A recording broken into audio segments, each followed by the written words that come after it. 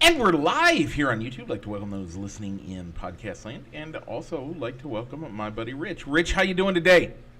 I'm doing good, Mike. So it was a hot week at work with bit of a heat wave here. Bit of a heat wave down here in the Quad Cities, and with working in a warehouse that has really bad air circulation. It can take a lot out of you.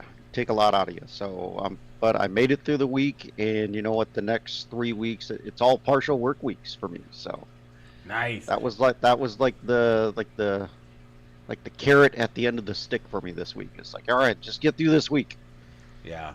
and then I get partial work weeks for almost all the almost for a month. So Yeah, I have had. Uh, I have had partial work weeks since beginning of since April, and I am actually on the opposite side of that, getting ready to look at heading to real, like a full-fledged work week. Not next week though, the week after. yeah, gotcha. All right, Mike. So we got a bit of a show to talk about. We have a lot of stuff in the NASCAR corner re, with giving you not only a race winner for the upcoming race at Atlanta, or as it's now known, the Echo Park Speedway, but giving you almost like a NASCAR in-season challenge. Year one, we'll go through the full bracket on how we think it's going to go, and as well as what else are we going to be talking about, Mike? Well, we got baseball and playoffs. Yeah, the last bit of the playoffs as the College World Series and the NBA Finals wrapped up in between the shows. But Mike, all that and more, but what do we got to do first? We got to go ahead and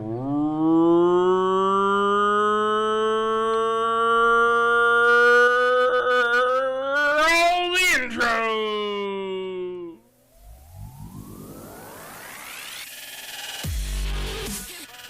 Broadcasting live from somewhere in Iowa. This is Balls and Sticks, the podcast, with your hosts, Mike and Rich.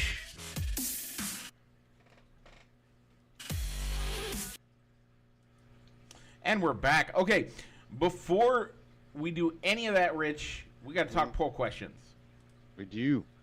So our poll question this week was the number 5 seeded Fireworks versus what might have been a really low for camping, but I think some of those results were kind of skewed because of how we originally ranked them. We'll explain that. But camping, so Fireworks and camping. Yeah, I'm a little disappointed, Mike, what'd you go with? Rich. I Okay. picked fireworks. It's 4th of July week. We are going to blow some stuff up this week. And yet, where did you go, Rich? I went with camping. Now, I think when we originally were ranking these 1 through 14 or 1 through 16, I think when I thought camping, I think of like tent camping, of you're putting up a tent, you're sleeping on the ground, there's no air conditioning, and that's just not my thing. But then you were mentioning it as well, where what about a cabin? Going to a campsite and renting a cabin, which might have limited resources, but you still have a cabin, it's air conditioned, you may have a smaller TV, or as my wife likes to call it, glamping. So Hey, that's what I went with, because it's still maybe not the full services of a hotel, but you're still getting good accommodations, and you're still being able to enjoy the campsites, like doing a campfire, doing the s'mores, going for maybe a hike, or maybe doing boating while you're out there. So I will go camping.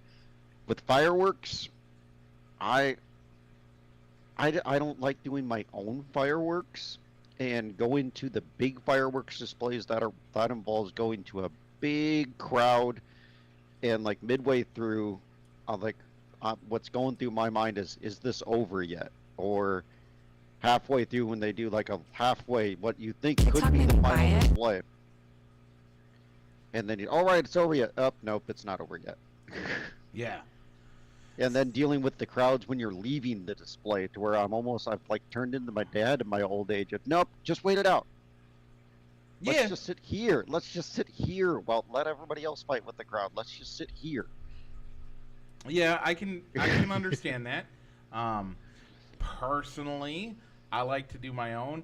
Plus, I live in an area where uh, there's ways to do there's ways to go to fireworks without going to fireworks. If you know what I mean. Oh yeah, no, Essentially, I totally get it. you're Living in further the bigger away. city. You're further away. Oh, we still. I mean, there's going to be 100 and probably 120, 130,000 people because it's Friday. We might even have close to 200,000 people in Spirit Lake if we decide to go over there. The difference, though, is that there's places you can go that you are not right in the crowd, so you don't have to deal with it. Yeah, because I mean the other thing with the crowd is, I mean, if you want a good seat, you're kind of going out there. So when you're like sitting in the heat in July in the Midwest, so you can get a good spot to so you can view the fireworks. People, you have the kids doing sparklers or like smaller fireworks while they're waiting for dusk, so for the big show to start, and then that's more smoke around it. And no, I just don't like all that. So, um, I will tell you the best fireworks display I ever got to go to was a private firework display. Hmm. Um, Now, when I say that, I don't mean that it was actually a private firework display. Um, it was a firework display that um,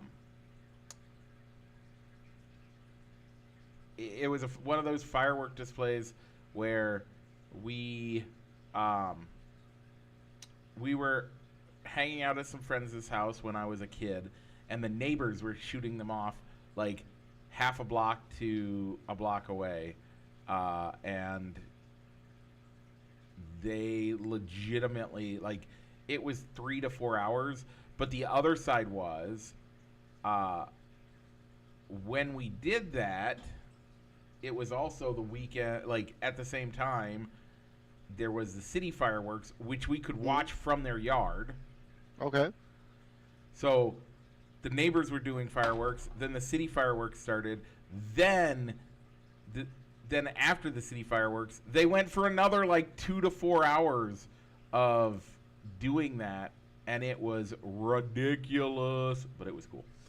Um, Also, the truly best ever was we had friends that lived legitimately a block away from the one of the best fireworks displays in the Quad Cities at least. And we would go to their house and watch it, and then like we could walk to the lagoon at Bettendorf Hmm. from their house, Gotcha. and then we So would walk. We could walk back to their house, play some games, and by the time we were done with that, it was the time. crowd had let go. Yeah. But yeah, I mean, I still go to fireworks display because that's one thing with my mom's birthday being on the 4th of July. That's just one of her things that she loves to do.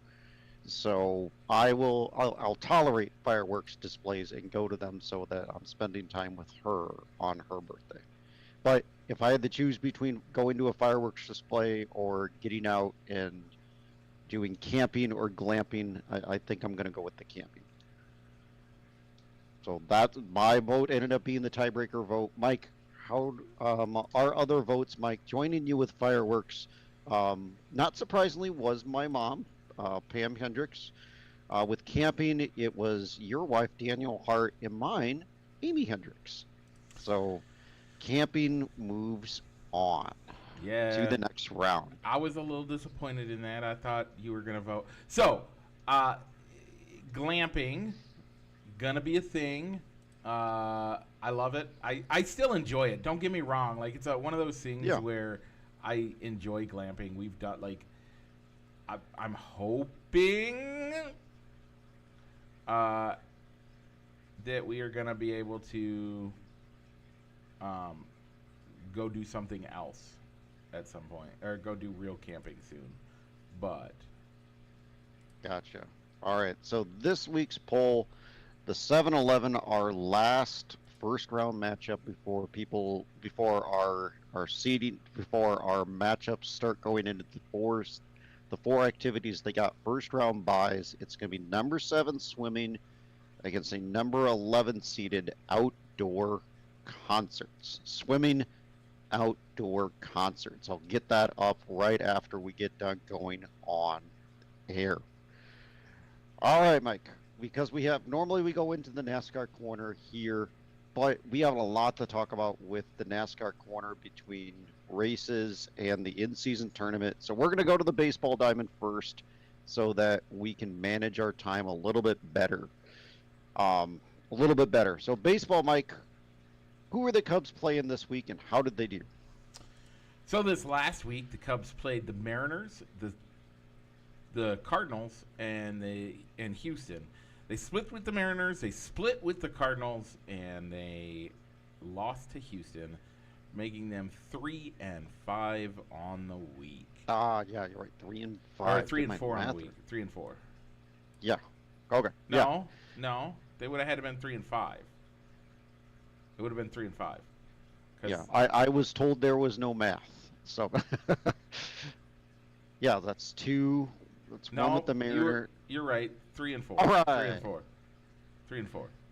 All right. Yeah, 3-4. I mean, that's what I thought. So I got it right with 3 wins. I was hoping they could have pulled it off in Houston last night with Kate Horton on the mound, but it was going well. We were at B-Dubs having a nice dinner last night, just chatting, and wasn't really worried about the game on the phone. Really wasn't worried too much about the game. It was more about being present and having a good time with Amy. I didn't ask him to put the game on.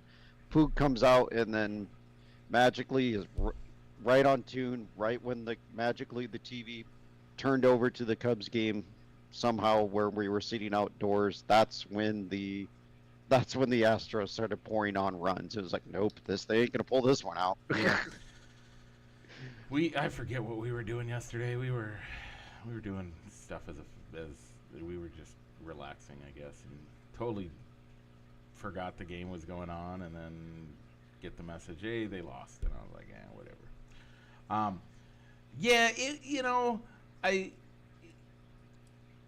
But those are tough teams. Yeah. The Cardinals aren't. The Cardinals, you're no matter, even if one of the teams is really bottoming out, really horrible this year, which the Cardinals aren't. The Cubs-Cardinals series ramps up for both teams, regardless of how good or bad the teams are doing. You get up for those games, and Seattle's doing pretty well this year too. So a really tough matchup. So yeah, we lost, but we had a losing week. But I'll take it. I'll take it. Here's the other thing though. Look at the 2016 Cubs. They didn't win every week. Mm-mm. In fact, they didn't win every month. I think if I remember the month of July for them, they had like a terrible month. So we're not in a bad place. It might look bad today, but we're not in a bad place necessarily. Yeah. So this week was a tough week, I think, a little bit with saw the Cubs maybe pulling the plug on the Ben Brown experiment, as Ben Brown was demoted to Iowa after his recent poor performance. I think it was against the Cardinals where he allowed a ton of runs as a starter. So Ben Brown's going to go down to Des Moines to see if he can figure things out. I think regardless of whether Brown was doing decent or good enough, I think that wasn't going to prevent the Cubs from pursuing a starter or two at the trade deadline. Because, I don't have the most confidence with Colin Rea either at the back end. So yeah, and we talked about at the beginning of the season that might be like we might be needing to get another starter. And now it's looking like, well, we might need to get 2 starters, a good frontline starter that you be that would maybe slot in where you call that, he's a bona fide number 1, Yep. maybe a 2 if not a 1 starter. But now it's looking like, we might need a guy that could easily slot in as like maybe a three or a low end 2 to round out this rotation, because obviously I haven't really heard anything about Javier Assad coming back from injury. Horton at this stage of his career, I think I'd be more comfortable with Horton coming out of the bullpen in a playoff series rather than starting game 3, which is the way this game 3 or 4, Yeah. which is how this rotation is slotting out now. So Yeah. if we can get a better innings eater guy that could slot in and start a game 4 in a playoff series for us, great. And of course an ace, which we knew we'd be getting an ace at this trade deadline regardless of how the season went. Hopefully, I mean, hopefully we get an ace. We'll see Or who's an ace, available. or an ace type pitcher. Yeah. Ace type pitcher. I don't know. That's the hard part right now. Who's available? Who's gonna be in that spot? Who's gonna be ready to trade? We have things that we can make work. We have plenty of positions where we could 100% get let some of our AAA and whatnot go. We even have guys on the starting or on the starting lineup that we have positions that we have a few places to go. Yeah, I mean, you got great outfield depth in the minor league system, Right. Because I think that's where it's going to come from. Yep. Because obviously, the way the roster is tailored right now, with DH and a solid outfield, not thinking of Kyle Tucker's on an expiring contract. If you think of him as, what, the Cubs will sign him long term, or just assuming or hoping that they will sign him long term. And with Happ and Crow Armstrong and Suzuki, those outfielders have nowhere to go. As much as I don't want to see an Owen Casery be traded, if that gets us an ace pitcher and one of those other outfielders can get us a better third baseman to move Shaw into more of a bench or a utility infielder role, with the way he's playing, with the way he's handling himself right now as an everyday player, I'd be okay giving up that outfield or system depth if it means we can get some guys that could help this team win now. Yeah. And it's rough. Now the Cubs did this in 2016. And now here's the difference though. I don't know that we need to get a rental. We picked up a rental in 16 that let's be honest with ourselves, is the reason we won. Aroldis Chapman is the reason we won the World Series that year. I'm no sugarcoating. That team was a great team. That team had great depth. That team had everything we needed, except a closer. Except a closer, and a veteran closer at that. And we needed a Aroldis Chapman. We rented him for Glaber? We rented him for the year. He did exactly what we needed to. But here's the deal. It's not 2016. Our Cubs are not in need of a World Series to break a 108-year curse. The Cubs are in a position where we can be a little bit more picky. Okay. And we can use that depth and some of that the minor league stuff, some of the other stuff there, to get to a place where we don't have to mortgage all of the future. I'm not saying we don't mortgage some of the future, But we don't need to mortgage all of the future for one season. It's not it's not a win or else type situation. I feel like in 2016, the team was at a point where if we don't win this year, and I think it's actually played out, if we didn't win that year, we weren't going to win. We haven't since. That was 17. But you had good seasons. 17 was still a good season. 18 was. I'm not saying we didn't have good seasons. The team, when you started seeing, ooh man, it's going to be harder to win, but you still had hope. You still had hope, and you knew it was a good team. But yeah, I can see this year as being like a 2015, where it's hey, this team's pretty good. Yeah. But let's take a calculated risk and not a full all in, pushing all the chips into the center, and going all in, because you still have a Dodgers team that Dodgers and the Phillies, right? And right you now, could run into. And I would even say for the next couple of years, mortgaging the future to win now, and you still have to go up against that Dodgers team.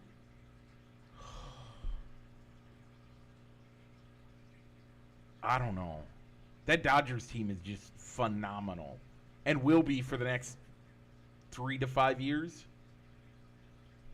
Yeah, but I think if in my mind, if two guys, I mean, I don't know what the pitcher is, but with a third baseman, I've listened to some like YouTube videos and everything talking about who could be traded, and I gotta tell you, Mike, I am rooting against the Diamondbacks, because one guy I'd love to see in a Cub uniform is Eugenio Suarez, dude. Suarez has been a Cub killer, always hit well. He's hitting like 25 home runs right now, plays good enough defense. Put him at third base on an expiring contract. Man, I love that concept, but again...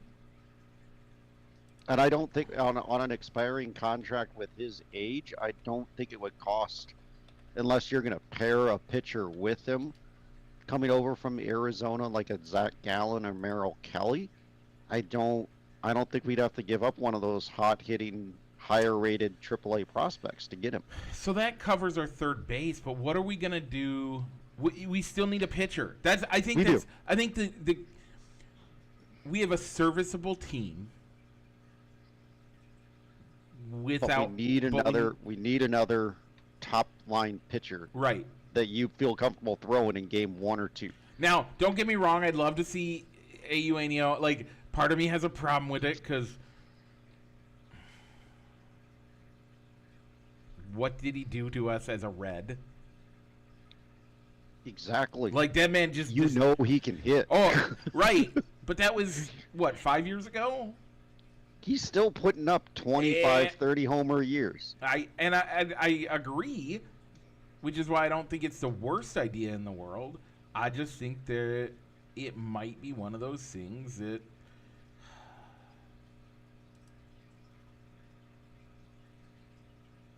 Yeah, I like that concept. I'm on board. I'm not mad at it. But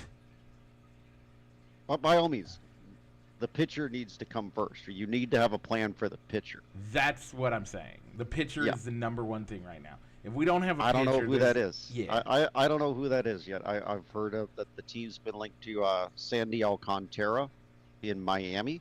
Yep. But everybody's going to be in on Alcantara. He's got 2 years left. He's still I think he's recovering from an elbow surgery, so he's still kind of working his way back. But he's had some good outings, but that could be the guy that you're trading those top flight guys to get. Yeah. But at least he has 2 years of team control still with you, so you have him for 2 years. It's not going to be a rental like Chapman was.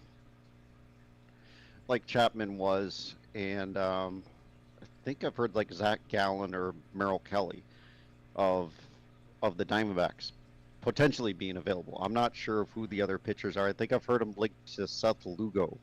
Yeah.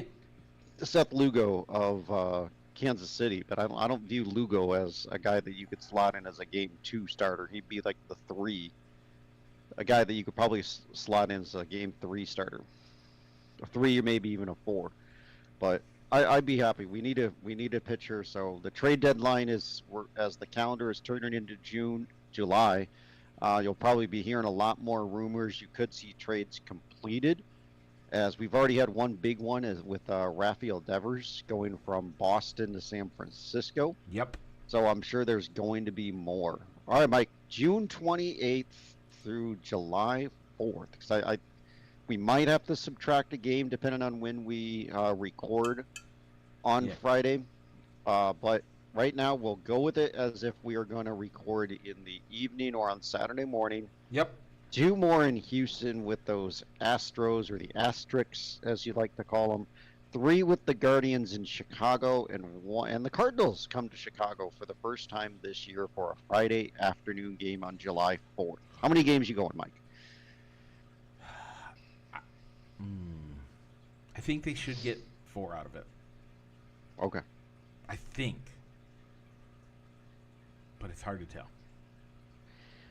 I know. I don't like the pitching matchups. That I don't like the way the rotation lined up with those games down in Houston. As you got the innings eater Colin Ray going today, and Jameson Taillon being our best chance of winning a game in that series. But then their ace Framber Valdez is going is going on Sunday too. He's going to be tough. Yeah, it's going to be. So rough. I'm gonna go 4 as well. If anything, even if we get swept out in Houston, I think the Cubs play a lot better in Chicago than they do on the road. So maybe that's where, ideally, I think I'd like to see him win one of those games down in Houston, and then get those 3 remaining wins out of those 4 games at home against the Guardians and the Cardinals.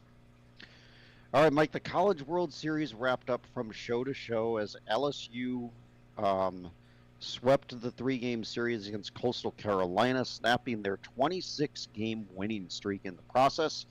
It was back-to-back wins for LSU and their 8th title in program history. Mike, you did something better than me. You actually watched the NBA final. I did. Game 7 finals. I did. I watched the whole game. Whole game. Now, okay, so confession time. I say I watched the whole game. You've been to my house. You know how I have 2 TVs in the living room? I have the little tiny one, and then I have the big one. Me and my wife were watching something on the big screen most of the night. And then we were watching that together on the big screen. And then on the little screen was the game. And then my wife got done and went to shower, and I watched, and then I moved it to the big screen. I watched it. I didn't watch it closely. All right. I was following it on my phone to see what was going on. We were watching something else as well. We don't have the multiple TVs. My wife and I, we watched the NASCAR race, or we napped. The NASCAR race was on, but, we both fell asleep. Yeah. Yep. And had the race on, but we, not being a basketball fan, neither of us. It was just one of those things where you did follow through and send me a message. Hey, you watch it? It's like, nope. So, but great series. OKC gets their first major sports title for the city, and in their first title in franchise history, if you are not counting what they did as the Seattle Supersonics, which I don't think you should. Who counts that? The team? Well, the team could, because that they technically have the rights to the history of the Sonics. Now, I'm thinking that once Seattle gets their basketball team during the next round of expansion, they'll be called the Seattle Supersonics. And you'd think that history would go back with it, similar to what happened when when the Bobcats became the Hornets. Yeah. Again. I don't know. I don't think a team switching cities, especially a team like that, like, I don't like calling it the history is. Do we count what the Browns did? It's Tennessee, right? Tennessee's the with Oilers. what the Oilers did as the Right. Do we count that? I don't. I actually think that the current Houston team deserves it more than the Tennessee team. I would also argue we should put Houston back, or we should call Houston the Oilers again, but, that Tennessee, oh man. The fact that Tennessee wears the Oilers uniforms once a year or so. As a throwback. They did play 3 years as the Tennessee Oilers, which there's no oil in Tennessee. Come on. Before they rebranded when their new stadium opened up. Before their rebrand. I agree. I'd rather see the Houston Oilers instead of the Houston Texans. I mean, it's Houston. I'm sure, and I've never been there. I can't say for certain, but I am pretty sure Houston probably has an oil drill in the parking lot of the stadium. Or I don't know about that too. One, but you know what? Yeah, I'm sure within the Houston metro area, there's bound to be an oil drill somewhere. Oh no, there are multiple. They are in the beaches. They are not quite as bad as LA. By the way, that cracks me up, but not quite as bad as LA, where you go to McDonald's and there's one in the parking lot. But there are plenty of them around. So I just. Yeah, I think I agree. I'd rather see that as well as who's the other team? The Browns got to get their name back. That was a condition of Cleveland. That was the Art Modell revenge when the city was suing Art Modell with allowing him to move.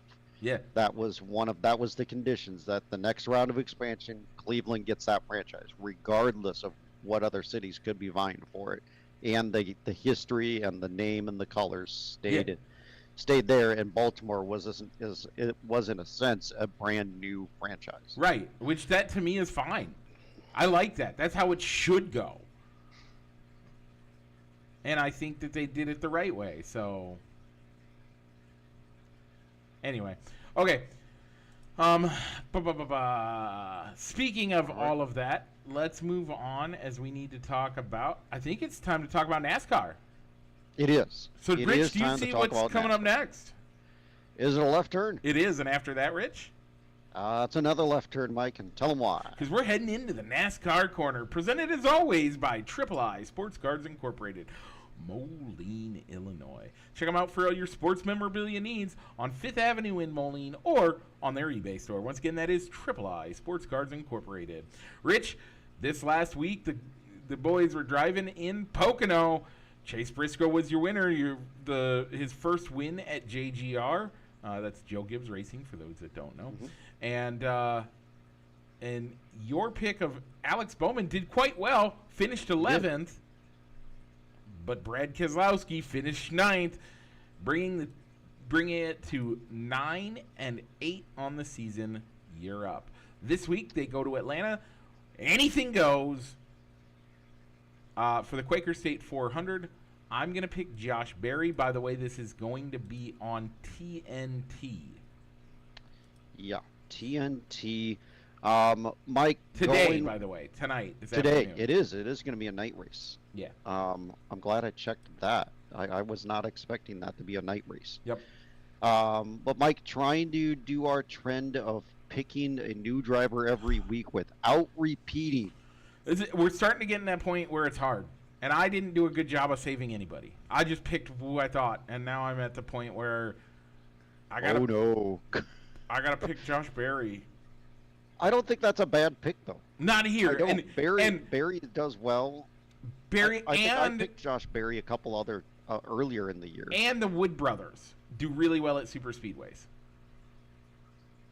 So all right, so I'm going to kind of treat this as a throwaway race with it being a super speedway and focus more on the manufacturer of the car, which is a Ford. The Fords do really well at the super speedways, so I'm going to go with Cole Custer.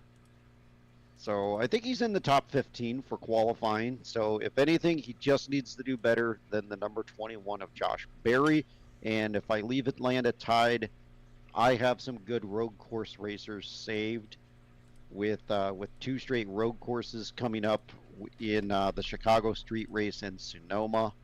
So I feel good. I'm okay going into the Chicago Street Race at a tie if Custer, if your better pick of Josh Berry finishes higher than Cole Custer.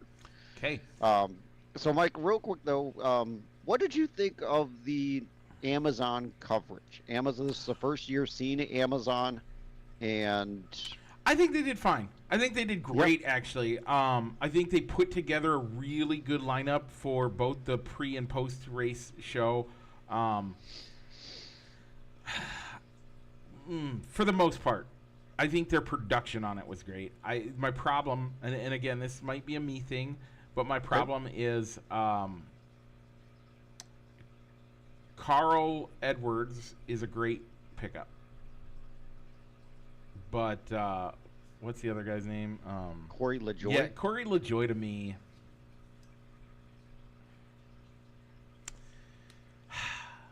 An odd choice to be a studio Well, analyst just or in commentary? general. Corey LaJoy, just as a race car driver, Okay. he's still like, why is he not in NASCAR right now? He doesn't have a ride. Right. Right now, he's a part-timer, At one-off best. guy. He's a At right best. now. Yeah, exactly. I can agree with that. I can He think of you lost think his of Corey ride. LaJoy at his age. Yep. He should be on the grid every week. Right. So he lost his ride. In the Cup Series, how many wins do you think he has? 2. 0. Hmm. How many poles do you think he has? 0. 0. How many top 5s, Mike? I don't have top 5s. I can give you top 10s. Okay, how many top 10s? 11. Now that sounds like that's not bad. But I bet you all of those are at super speedways. He raced for 10 years in Okay. 275 races in the Cup Series. 275. And he only has 10 top 10s? What?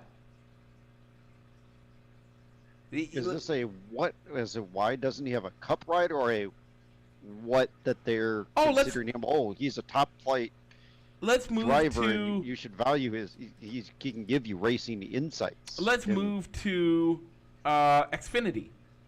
Okay. Because, NASCAR, the Cup Series, it's really hard to win a race, right? Okay. He raced for 4 years, 22 races, okay? How many wins do you think he has? Because I'm gonna go 0. I'm gonna go 0 at the Xfinity level. he got to the Cup Series, so that means he's got to be really good, right? Okay. He has 0 wins. Did he have any wins at the Truck Series? No!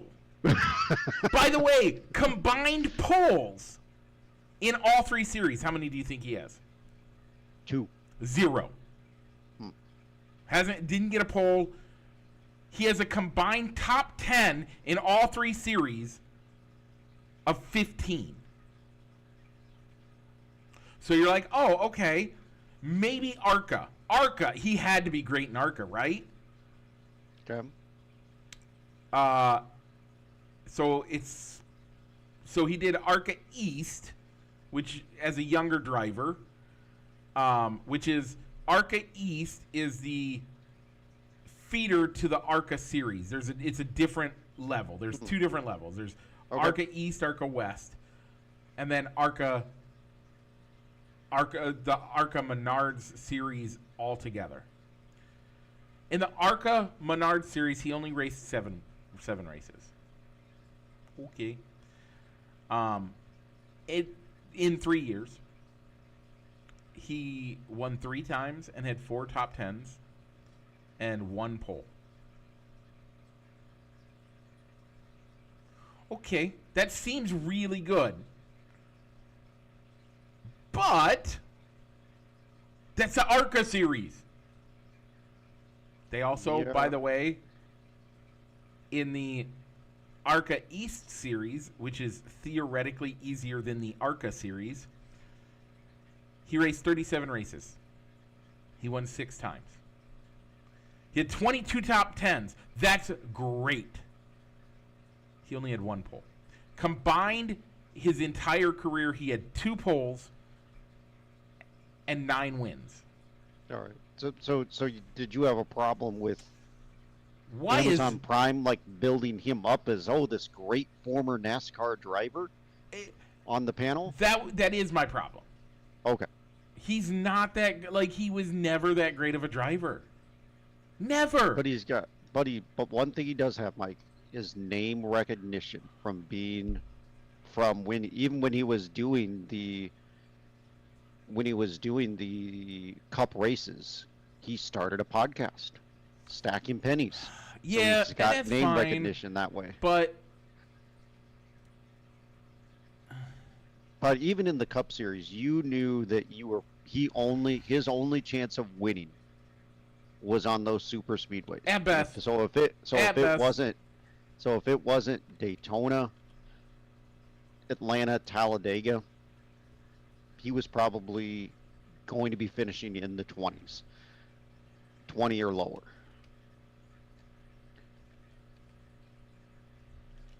Oh yeah, but I think the one thing that I liked about Amazon's coverage was that if you didn't join the race right at the beginning, like you went out to lunch after church or you were watching something else, and before turning on the race, they had a feature called the Rapid Recap, where they would show major events that happened to get you caught up before.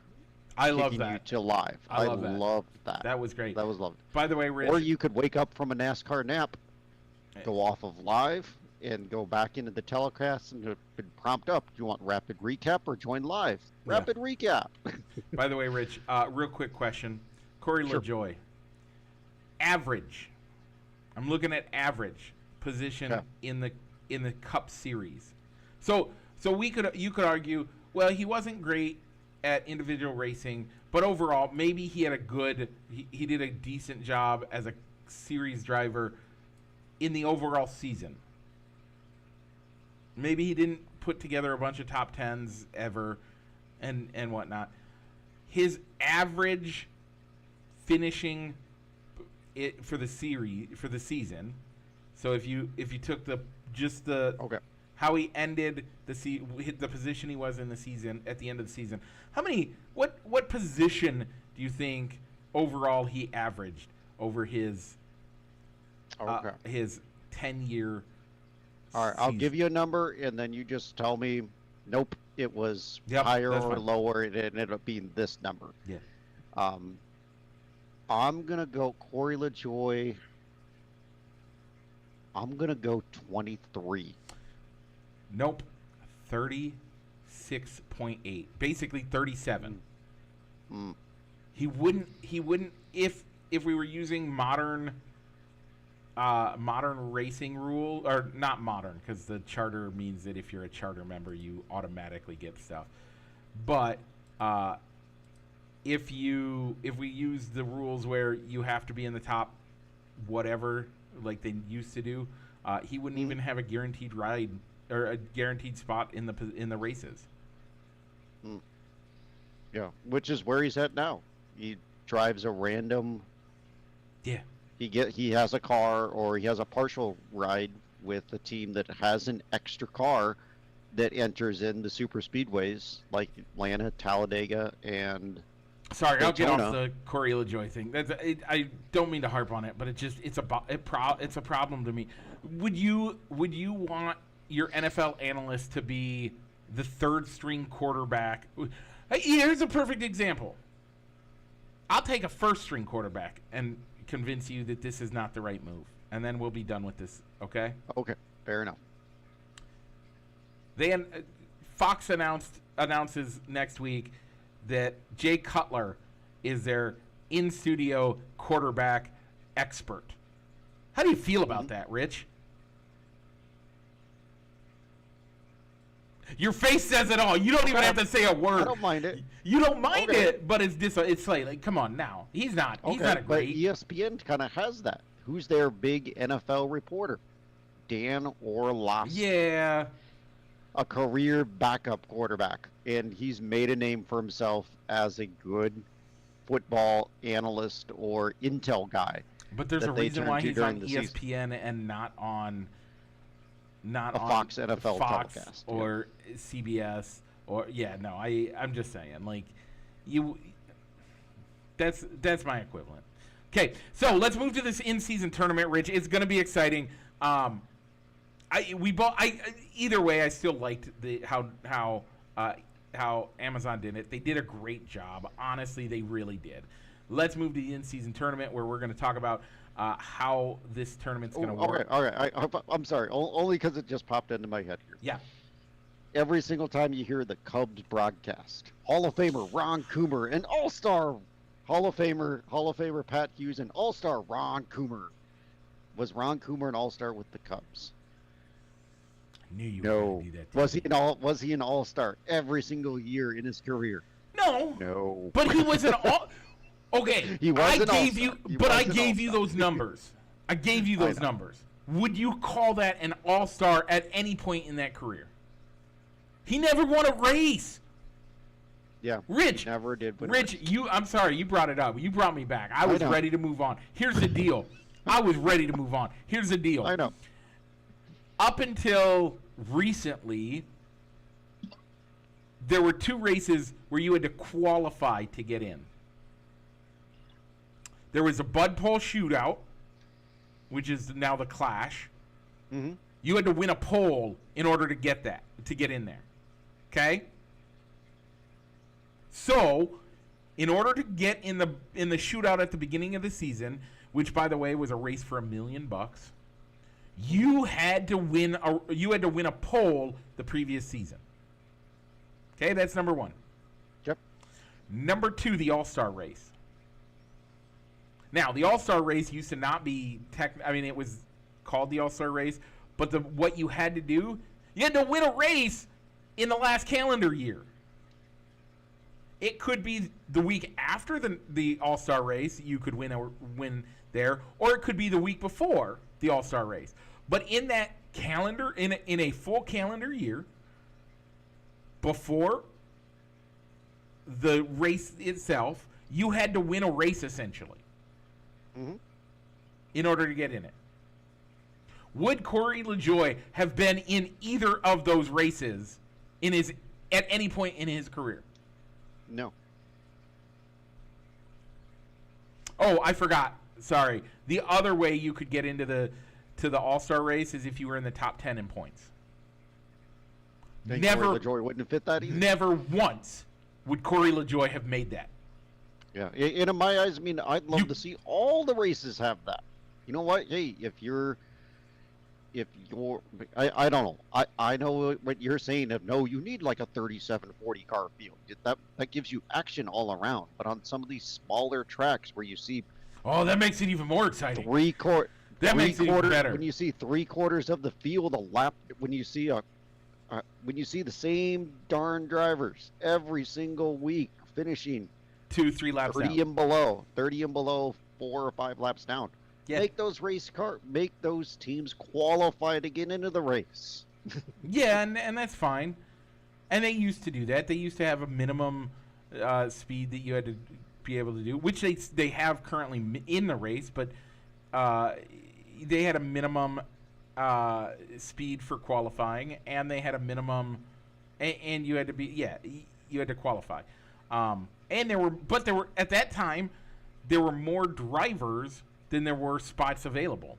Now we've boiled it down to if you can afford to put a car in the field, you get in the field. Like it's to the game and then, don't get me wrong, NASCAR has never been cheap, but at one point in time it was affordable enough that there were guys like Joe Nemechek who would get a car cobbled together and get out there. That's the dad of John Hunter Nemechek, by Yeah. the way. Anyway, okay, so we got to, because we only have we have 10 minutes, Rich, for our hour mark, so we don't have a lot of time. But let's talk about this in-season tournament challenge thingy. This is for $1 million, right? If I remember correctly, for the driver. $1 million for the driver, and I think as you as a fan can enter in a bracket on NASCAR.com, enter it in, and they're giving away $1 million for a perfect bracket. I think you get a portion of that if your bracket is within the top, is the top overall winner. Yeah, I don't remember. I don't know similar exactly to how it works. But everything. The only thing that I'm kind of disappointed about this is that it doesn't have like a group challenge. It's you, similar to an NCAA tournament thing. Yeah. You're submitting it on NASCAR.com, and it is what it is. You have no way of tracking it. in the with it. same So Mike, in the same way that NASCAR's 36 for 36 is set up, it's set up for the nation, not for individuals. I don't like that either. Rich, we're not going to go through each individual bracket. no, I don't think so. Let's at least highlight who our Final Four are. Yeah, we'll do So final four. let's also explain. So this is each race, right? If I remember correctly, each race that TNT has, which they have 1, 2, 3, 4, 5 races, right? If I remember correctly. Yes. They have 5 races. So we'll take the first round on the top of for our favorite driver. So like week 1, Denny Hamlin races against Ty Dillon. Whichever driver ends up ahead of the other one at the end of the race moves on. That's it. It's that simple. I like it, by the way. I do like this a lot.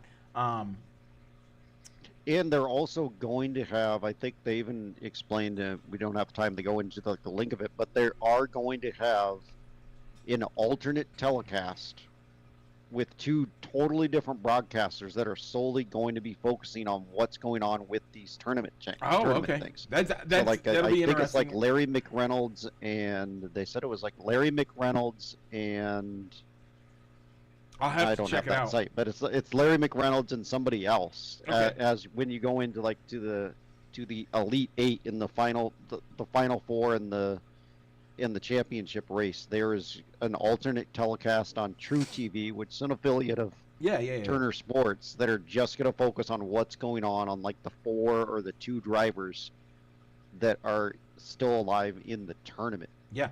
Okay. Not just focusing on the overall race winner. Yeah. But Mike, my Final Four, just so where the bracket fell, I went with Denny Hamlin and Ross Chastain, Tyler Reddick, and Chris Buescher. So I went with Denny Hamlin, Christopher Bell, Ryan Blaney, and Ty Gibbs. Yeah, I went with a homer pick of Ross Chastain winning it all. I think it helps guys like Bell, Elliott, Chastain, Reddick, Buescher. Yep. Really helps that there are 2 road courses in the middle of this. Yeah, that does hurt Which Ty is what- Gibbs, which is who I picked, but No, I think it does help. Ty Gibbs does decent on the He road does. courses. he does. So I mean, I think that hurts Denny Hamlin because he typically doesn't perform as well on road courses, but neither do the people that he could be approaching. And with Atlanta being the first race on a super speedway or a super speedway-ish type of track, that really throws it into chaos for a first round, which is why I didn't have Kyle Larson getting out of the first round, because he typically does not do well on super speedway style racetracks. What I'm gonna say, and Rich, we're gonna have to get this taken care of for Yep. you because we've been having troubles with it. What I want to do is I want to get if you have done this now. It's dumb the way that NASCAR is doing this. Apparently, their coders don't do a good job of how to do this. But take a screenshot of your pick, put it into the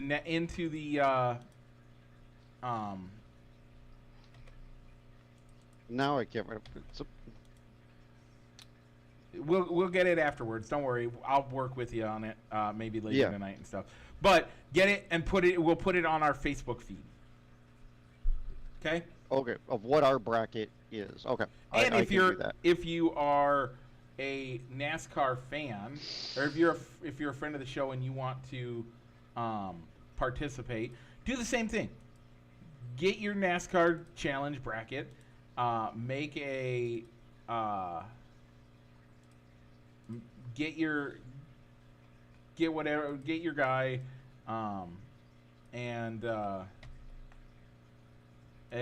go ahead and take and put your take a screenshot of it, because NASCAR is not great about it, and put it. I'll make a thread on the Facebook group, and you can join there.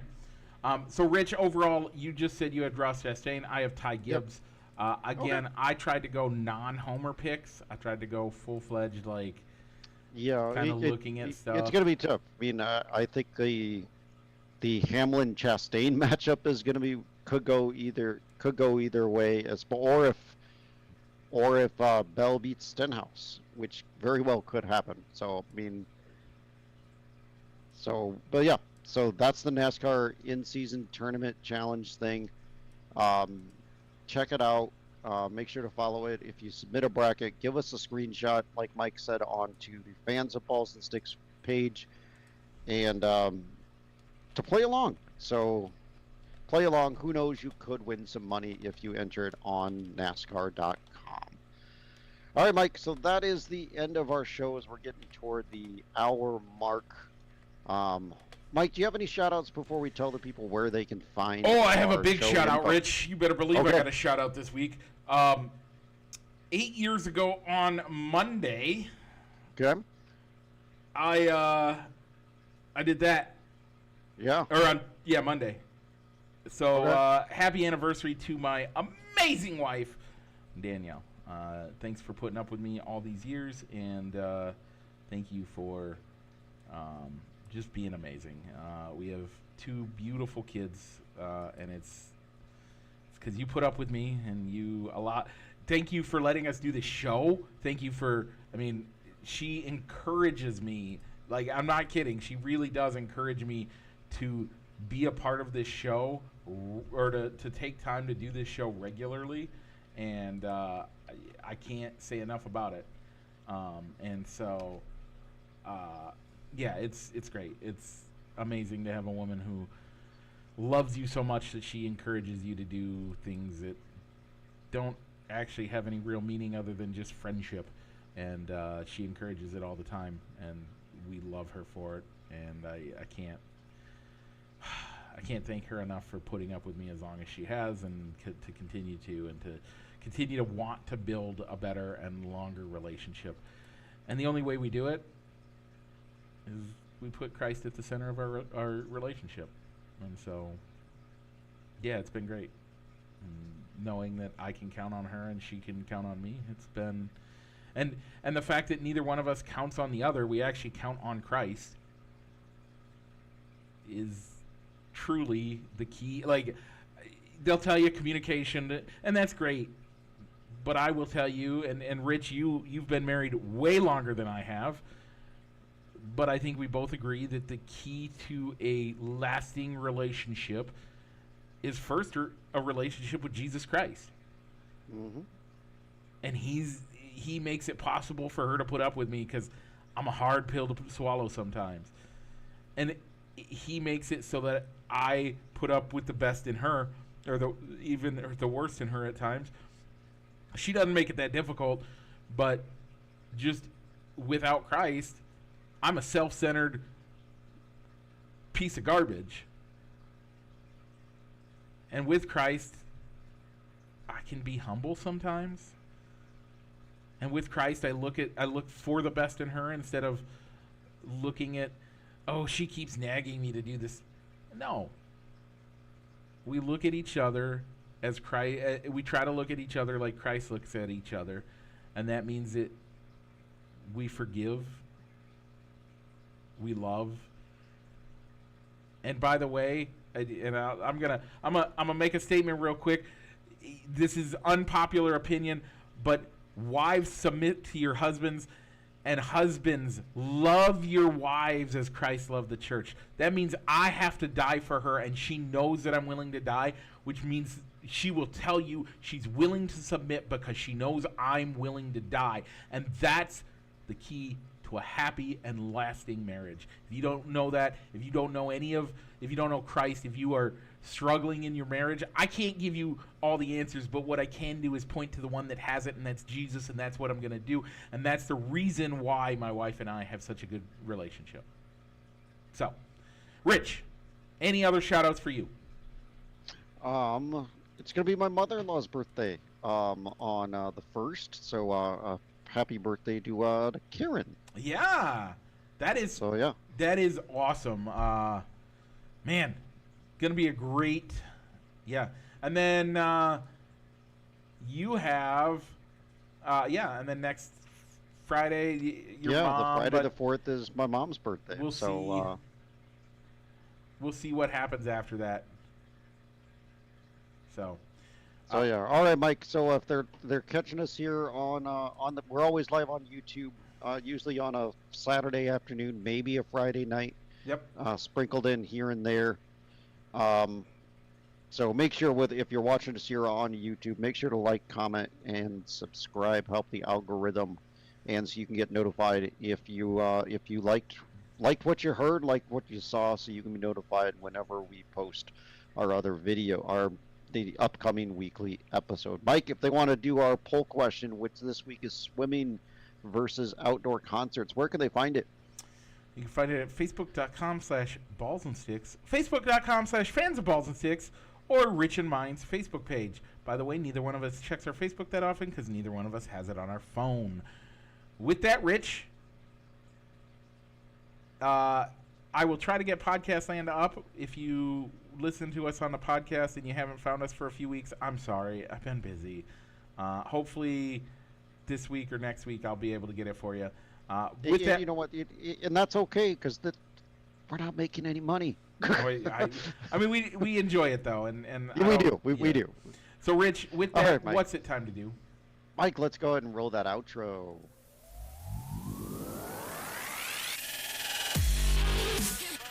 Broadcasting live from somewhere in Iowa, this is Balls and Sticks, the podcast, with your hosts, Mike and Rich.